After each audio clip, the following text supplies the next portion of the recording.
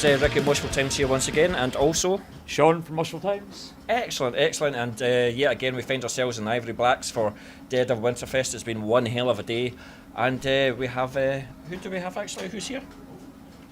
Joe Kelly. Joe Kelly, aye. Gary Ross. Smiling politely. Just some guys who picked him off the street, you know. No, it's what a set that you guys played. Absolutely brilliant. It's just been a great day overall. So how's the performance for you guys? How's the crowd reaction for you guys?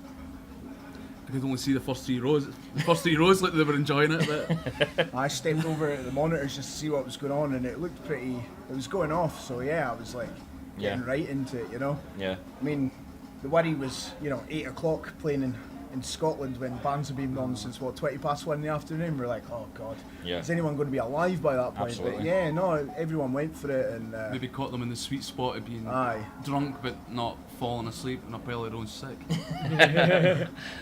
Good stuff.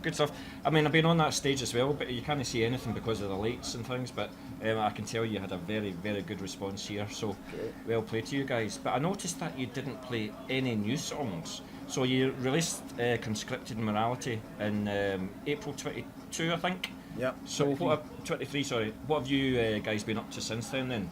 Well, writing an album pretty much. Getting all that done. So we've got some songs. We toyed with the idea of it, but because we're so far apart, we couldn't all practice together, and we had a go at it, and we decided it wasn't quite there. All the songs still need worked out in the room. They're like demoed and that, but we were like playing one live tonight. We had a go at it, and we were like, nah, it was not. Was it Joe's solo? No, I don't know how many souls are in the songs. So the next gig in Glasgow's with Mastiff, so I think we're going to try and play one of the new ones at the next gig. So yeah, I think there's like half an idea that this might be a single that'll come out before the album, just so we've got something else out, because there could be a delay. If you're putting it out on vinyl or CD, it could be 6 months. Yeah. No one's agreed to put it out or anything like that yet. So do you know where you're going to send that single yet? Do you know where you're going to send it for release? We don't know, but I know exactly where you're going to send it. on the radio. I meant labels, but for the radio, we know where we're going to send it. So is this just another wee single that's following the like a redux before the next full-on album? Kinda. We feel like the stuff that was written feels like an album, but this feels like it doesn't belong on that album. It's completely different. Maybe Virgin being catchy. Yeah. It sounds like a single. It's It sounds like it's possibly. Wow. Is it going to get played on Radio 1, lads? we'll never know. It's not like a Kill Switch Engage song. It's not like we're going to have this clean singing, but it's maybe slightly catchier than. So if you were to look at what you're writing just now for the album and Conscripted Morality, then what would be the subtle differences? How have you changed your sound a wee bit, do you think? I think it's more about more. More, just like better, more of it. I think when you've got a longer running time as well, you still want to kind of be concise. So some of the songs, it's like they're more verse, chorus, verse, but then other ones you can go over the top and use an extra couple of minutes to do different things. But it'll be diverse. It'll be slow songs. It'll be fast songs. Yeah, there's things that didn't quite make it. We want it to be more of like a journey for the whole album rather than a few songs thrown together. Yeah. So there's some songs that work as a whole that we want to get to be on an album. So they all brand new songs, or are they revisited riffs that you maybe wrote 4 years ago or something like that? Some of the riffs and the songs were demoed before Conscripted Morality, but it's just because I've sit in the house and make demos. Yeah. But it's only been in the last few months that we've been kind of putting lyrics to them and overdubs to them, and maybe cutting out a bit here or there. But they'll be ironed out again in a practice room before they get. So do you think anybody's kind of pushed themselves more than they usually do with the new album and stuff like that? Do you think somebody's like raised their game, or do you think it's still 100% a band effort, or is there like maybe Joel, he's taking more onus of it, or is he taking a wee bit of backseat and Peyton's come in, or what do you think? What do you think's made it? I think it's a lot of the same as it's always been, but we've sort of been more refining it as we go.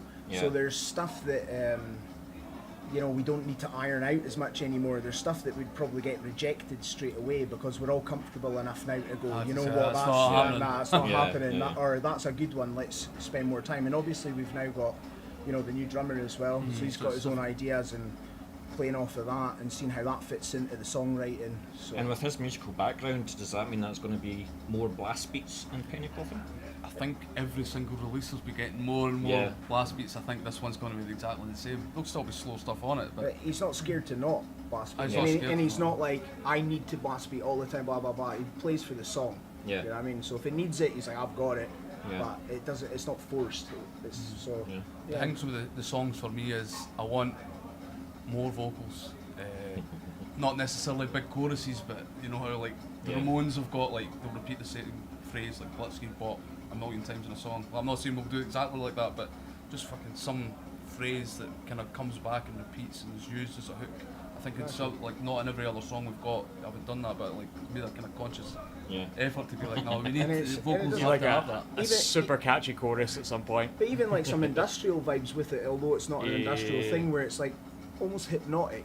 You're just going through a repetition to like dance music almost, but it's not like that. But you know how that just repeats and repeats. Don't and that dance music. I mean, sometimes all you need to do is just take a classic heavy riff though, and then just on like every second beat out of your 4/4, smack a steel bin, and there you go. It works. I think there'll be plenty of time for that.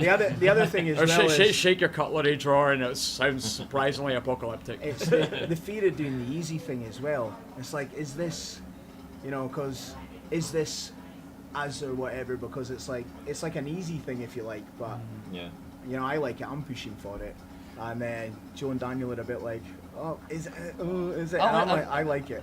It's just maybe a little bit.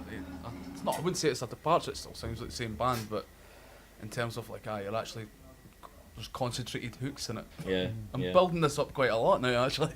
I mean, just going along with the same subject though, I mean, like looking at your previous interviews and stuff, Penny Coffin have kind of said that there's a lot more that you kind of bring into the fold besides just your straight up death metal. So could we just see, as time goes on, there's just going to be this interruption. Is that right? I'll just give it a minute. I'll just be twice. It's alright, mate. You just wanted in on this, didn't you?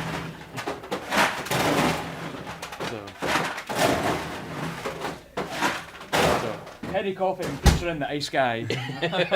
Hey! Well, I would say there's that. something that we've all, like the main mission statement almost, if you like, of the band was, we're not going to pigeonhole ourselves into any genre or anything like that. So there's cookie cutter.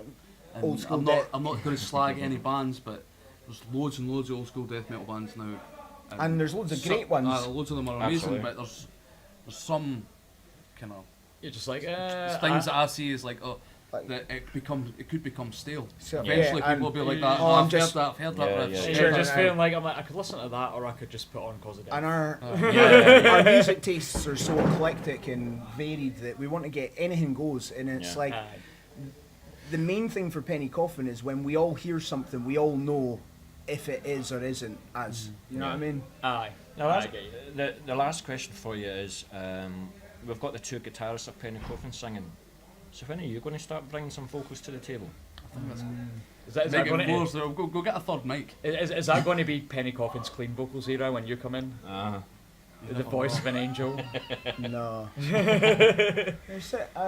There's talk of it. I think it might happen, but the only reason I say that is because there's been so many bands that have been on today. The drummers are singing.